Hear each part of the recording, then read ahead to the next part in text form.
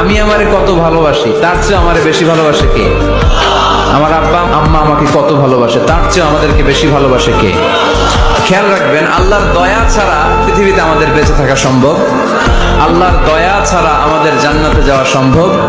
যে সবসময় ইস্তেগফার করে তার কোনো টেনশন থাকে না, তার জীবনে দুশ্চিন্তা আসে না, আর এমন জায়গা থেকে আল্লাহ রিজিকের বন্দোবস্ত করে যেটা সে কল্পনাও করে না। দিনের আলোয় তো দেখা যায় সবার মুখে হাসি, আসলে রাতের অন্ধকারই জানে কে কতটা খুশি।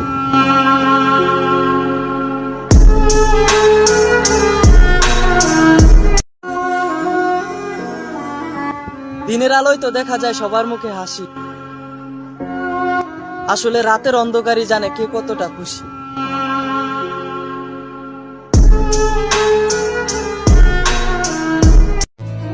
যেখানে তোমার কদর নেই সেখানে যেও না, যে বুঝতে চায় না তাকে বুঝাতে যেও না, সত্য বললে যে রেগে যায় তার রাগ ভাঙিও না, আর আবহাওয়ার মতো যে বদলে যায় তার সাথে সম্পর্ক রেখো না।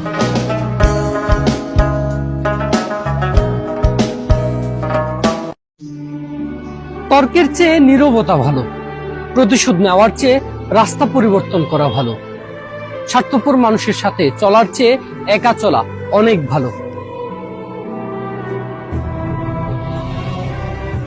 السلام عليك يا رسول الله السلام عليك يا حبيبي يا نبي الله يا رسول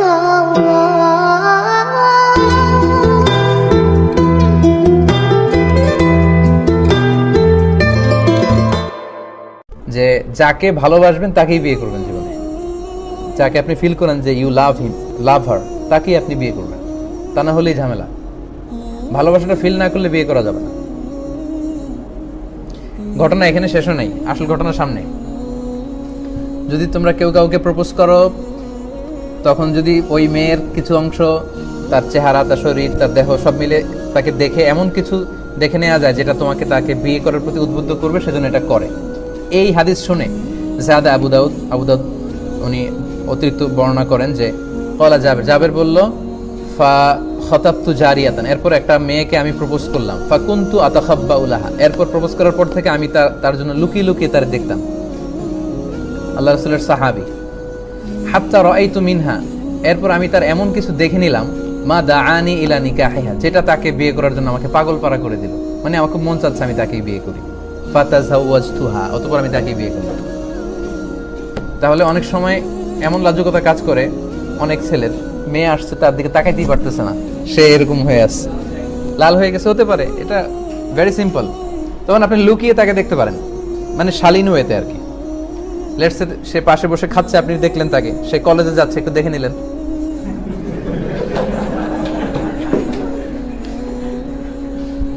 ডোন্ট টেক দিস আদারওয়াইজ। যদিও কথাটা শোনা যাচ্ছে কেমন যে কি কলেজে গেলে কি টিজ করতে যাবো নাকি তাকে, না, টিজিং করার জন্য তো না, সেটা হচ্ছে আপনি তাকে বিয়ে করবেন, এজন্য তাকে দেখে নেয়া, সে যাচ্ছে, হাঁটতেছে, কথা বলতেছে, হ্যাঁ, তার কথা বলা, তার চাল চলনটা আপনি দেখে নেবেন, এমন কিছু দেখে নেবেন যাতে করে তার প্রতি আপনার ফিলিংস তৈরি হয় এবং ভালোবাসতে উদ্বুদ্ধ হন এবং বিয়ে করতে আপনি ডিসাইড করতে পারেন। এই পয়েন্টটা ক্লিয়ার না?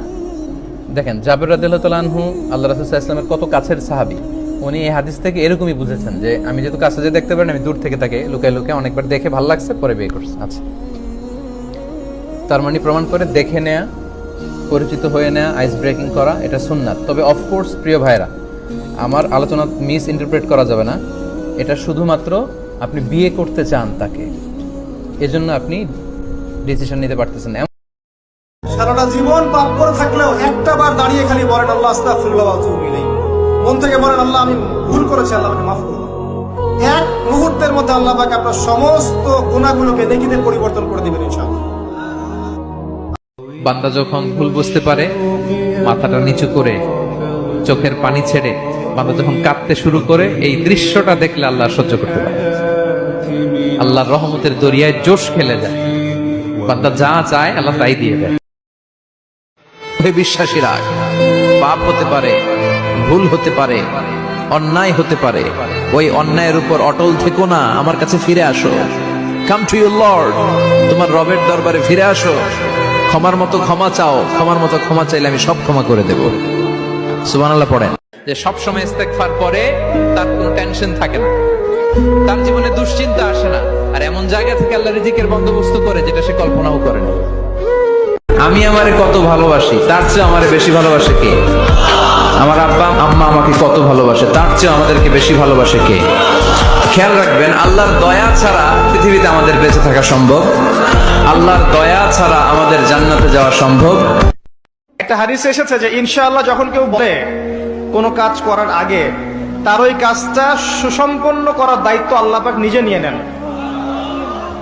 হে নবী, আপনার উম্মতকে জানিয়ে দিয়েন যে জান্নাত হচ্ছে একটা উর্বর জায়গা, জান্নাতের অনেক জায়গা ফাঁকা পড়ে আছে। আপনার উম্মতকে জানিয়ে দিয়েন এই ফাঁকা জায়গাগুলোতে তারা যদি গাছ লাগাতে চায় তাহলে যেন পড়ে সুবহানাল্লাহ, আলহামদুলিল্লাহ, ওয়ালা ইলাহা ইল্লাল্লাহ, আল্লাহু আকবার, ওয়ালা হাওলা ওয়ালা কুওয়াতা ইল্লা বিল্লাহ। কোরআনে আছে নবীজির সামনে প্রত্যেকের আমলনামা খোলা হবে। ওয়াজিনা বিকা আলা হাউলা'i শাহীদা, নবীজিকে আল্লাহ বলছে আপনার সামনে উপস্থিত রাইখা আমি দেখাবো। নবীজি আমলনামা দেখে আল্লাহর নবী জিজ্ঞেস করবে, উম্মত এটা কি? উম্মত দিনের পর দিন ফজরের নামাজ কোথায়, জোহরের নামাজ কোথায়? উম্মত 30 বছরের ব্যবসার মধ্যে একটা হালাল নাই, সুদের এত টাকা দরকার, ঘুষের এত টাকা দরকার। উম্মত যৌবনের পুরাটা সময় মোবাইল দেখে, ছবি দেখে, নাচ গান দেখে, উলঙ্গ দৃশ্য দেখে নষ্ট করে ফেলেছ। আজ আমি কিসের সুপারিশ করব উম্মত? আমি এটা নিয়ে আমার আল্লাহর সামনে কেমনে দেখাবো? আল্লাহ, আপনি আমার গুনাহ মাফ করেন, ছোট গুনাহ, বড় গুনাহ, প্রকাশ্য গুনাহ, গোপন গুনাহ, ইচ্ছায় করেছে যে গুনাহ, অনিচ্ছায় করেছে যে গুনাহ, আল্লাহ সব গুনাহ আপনি মাফ করে দেন। সারাটা জীবন পাপ করে থাকলেও একটা বার দাঁড়িয়ে খালি বলেন আল্লাহ আস্তাগফিরুল্লাহ ওয়া আতুবু ইলাইহি, মন থেকে বলেন আল্লাহ আমি ভুল করেছি, আল্লাহ আমাকে মাফ করুন। এক মুহূর্তের মধ্যে আল্লাহ পাক আপনার সমস্ত গুনাহগুলোকে নেকিতে পরিবর্তন করে দিবেন ইনশাআল্লাহ।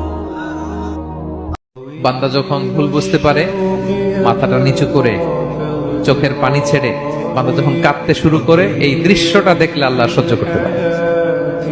আল্লাহর রহমতের দরিয়ায় জোশ খেলে যায়, বান্দা যা চায় আল্লাহ তাই দিয়ে দেয়।